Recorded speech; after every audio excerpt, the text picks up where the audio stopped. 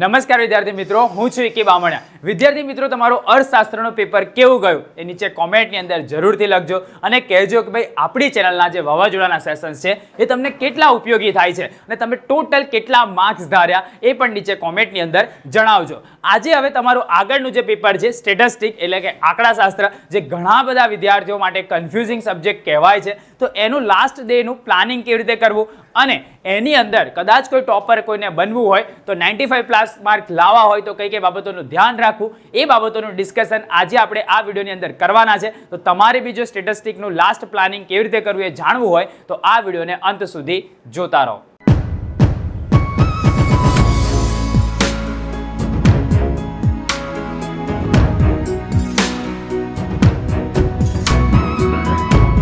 હવે વિદ્યાર્થી મિત્રો, વિડીયોની શરૂઆત કરતા પહેલા આ વિડીયો પર આપણે 5000 લાઇકનો ટાર્ગેટ રાખીએ છીએ અને મને ભરોસો છે કે તમે ડેફિનેટલી 5000 લાઇકનો ટાર્ગેટ પૂરો કરી દેશો. હવે રહી વાત કે ભાઈ આંકડાશાસ્ત્રનું વાવાઝોડું આવશે કે નહીં, તો આંકડાશાસ્ત્રનું વાવાઝોડું આવશે અને એ પણ આવતીકાલે, મતલબ કે જે દિવસે તમારું પેપર છે એ દિવસે સવારે 9 વાગે તમને આપવામાં આવશે. બરાબર, તો રેડી રહેજો બધા કોમર્સવાળા. હવે આપણે જોઈએ કે ભાઈ છેલ્લા દિવસે આંકડાશાસ્ત્રનું પુનરાવર્તન કેવી રીતે કરવું, એમસીક્યુ અને હેતુલક્ષી વિભાગ શામાંથી તૈયાર કરવાના, આ ઘણા બધાને પ્રશ્ન હોય છે. બોર્ડની પરીક્ષા આપવા જતી વખતે શું કરવાનું, આંકડાશાસ્ત્રનું પેપર હાથમાં આવે ત્યારે શું કરવાનું, આંકડાશાસ્ત્રનું પેપર પૂરું કર્યા બાદ શું કરવાનું. તમને કહે સર આ બધા મુદ્દા તો સેમ જ હોય છે, પણ યાદ કરાવવું જરૂરી છે.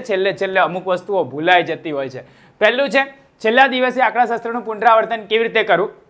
તો તમારી જે તૈયારી છે ભાઈ, એ બધી તૈયારી વિભાગ પ્રમાણે હોવી જોઈએ. તમે ચેપ્ટર પ્રમાણે તૈયારી કરવા જશો તો તમારી તૈયારી કદાચ થાય કાં તો અધૂરી રહી જાય, પણ જો તમે વિભાગ પ્રમાણે તૈયારી કરશો તો માર્ક્સ તમારા ફટાફટ સિક્યોર પણ થઈ જશે અને તમે સરળતાથી માર્ક્સ પણ લઈ આવશો. તો વિભાગ A, B, C, D, E અને F અને સવારે વહેલા ઉઠીને શું કરવાનું. તમને એવું થાય ભાઈ ક્યાંથી તૈયાર કરવાનું, તો સૌથી પહેલાં તો ભાઈ દેવ સત્ય પેપર સેટ બહુ હિટ જાય છે માર્કેટની અંદર, મતલબ કે અર્થશાસ્ત્રમાં હિટ ગયું, એની જોડે જોડે અકાઉન્ટમાં હિટ ગયું, તો તમારી પાસે છે તો એની અંદરથી ડાયરેક્ટલી આ વિભાગો તૈયાર કરશો તો પણ ચાલશે.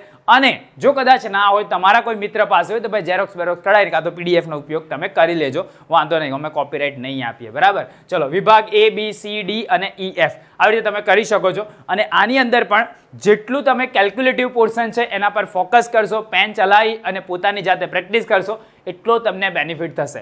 વિભાગ A જે છે એની તૈયારી તમને વાવાઝોડાના સેશન્સની અંદર કરાવી દેવામાં આવશે, એટલે મતલબ કે એ તમને હેલ્પફુલ ત્યાંથી થઈ જશે. પણ બાકીના જે પોર્શન છે એની માટે તમારે ભલે એક રાત જાગવું પડે તો જાગીને બી એને પ્રોપર વેમાં ઓર્ગેનાઇઝ કરી અને તૈયારી કરી લેજો, કેમ કે આ જે મોકો છે એ તમારી લાઈફમાં ફરી પાછો આવવાનો નથી. આ તમારું જે સ્ટેટિસ્ટિકનું પેપર છે તમને ફરીથી આપવું ના હોય તો એને બેસ્ટ પરફોર્મ આપીને કમ્પ્લીટ કરો. ઓકે, આગળ આપણે જોઈએ ભાઈ એમસીક્યુ અને હેતુલક્ષી માટે. તો સૌથી પહેલાં તમારી પાઠ્યપુસ્તકના જેટલા આપેલા છે એમસીક્યુ એક વાક્યના એક કરી લેવાના. ત્યારબાદ આપણી ચેનલ પર બ્રહ્માસ્ત્રના બી સેશન્સ અવેલેબલ છે, નીચે ડિસ્ક્રિપ્શનમાં બી મળી જશે, એને જોઈ લો. દેવસત્ય પેપર સેટ હોય તો એને તમે જોઈ શકો અને આંકડાશાસ્ત્રનું વાવાઝોડું જે આવશે એને બી તમારે જોઈ લેવાનું. આટલું કરશો તો એમસીક્યુ અને હેતુલક્ષી વિભાગ તમારો કમ્પ્લીટ થઈ જશે. આગળ જોઈએ બોર્ડની પરીક્ષા આપવા જતી વખતે શું કરવાનું, તો દર વખતની જેમ આ વખતે પણ આપણે આપણા માતા પિતા કાં તો વાલી જે છે એને અવશ્ય આપણે પગે લાગીને જઈશું. એનાથી આપણે નાના નહીં થઈ જતા, આપણા પેપરો એના લીધે સારા જાય છે, તો અવશ્ય પગે લાગીને જવું. તમારી આખા વર્ષની મહેનતને યાદ કરો કે જ્યારે તમે 11 કોમર્સમાં એડમિશન લીધું હતું ત્યારથી લઈને અત્યાર સુધીમાં સ્ટેટિસ્ટિક એટલે કે આંકડાશાસ્ત્રમાં કેટલી બધી મહેનત કરી છે, એ મહેનતને યાદ કરો અને એનું ફાઇનલ પરિણામ લેવા માટે આપણે જઈ રહ્યા છે. તો આપણે પાછું નથી પડવાનું, તમારા શિક્ષક, સલાહકાર, ગુરુના આશીર્વાદ લઈ લો જેથી કરીને તમારા પેપર સારા જાય. બીજું, આંકડાશાસ્ત્રનું પેપર હાથમાં આવે ત્યારે બી દર વખતની જેમ કે ભાઈ પ્રશ્નપત્ર ઉપર હાથ રાખી તમારા ઈષ્ટદેવ ઈશ્વરને પ્રાર્થના કરવાની છે.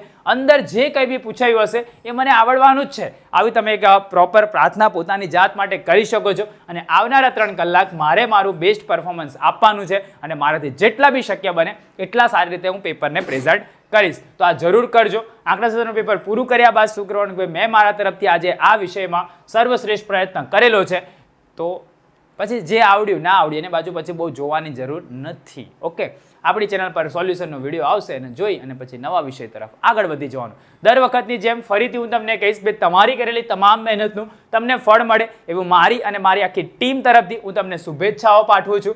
Give best of your work, don't trust on luck in examination. મતલબ કે આપણે જે જઈએ છીએ નસીબના આધારે પરીક્ષા આપવા માટે નથી જતા, તો બેસ્ટ ઓફ લક આપણે નથી કહેતા, આપણે give best of your work કહીએ છીએ, ઓલ ધ બેસ્ટ કહીએ છીએ. મતલબ કે આપણે મહેનત કરી છે ને મહેનતનું ફળ લેવા માટે જે આપણો અધિકાર છે, એટલા માટે આપણે પેપર આપવા માટે જઈએ છીએ અને આપણું રિઝલ્ટ આવશે. તો આ ભરોસો પોતાની જાતને અપાવજો અને પેપર આપવા માટે જજો. તમારો કોઈ મિત્ર હોય એ બી કન્ફ્યુઝ હોય કેવી રીતે પ્લાનિંગ કરવું, આ છે તે છે, તેને આ વિડીયો શેર કરી આપો. ચેનલ પર નવા આવ્યા હોય તો ચેનલને સબસ્ક્રાઇબ કરી લેજો. વિડીયો પસંદ આવે તો વિડીયોને લાઇક કરી દેજો. આવી જ રીતે નવા વિડીયોના નવા ટોપિક સાથે આપણે મળતા રહીશું. ત્યાં સુધી આવજો.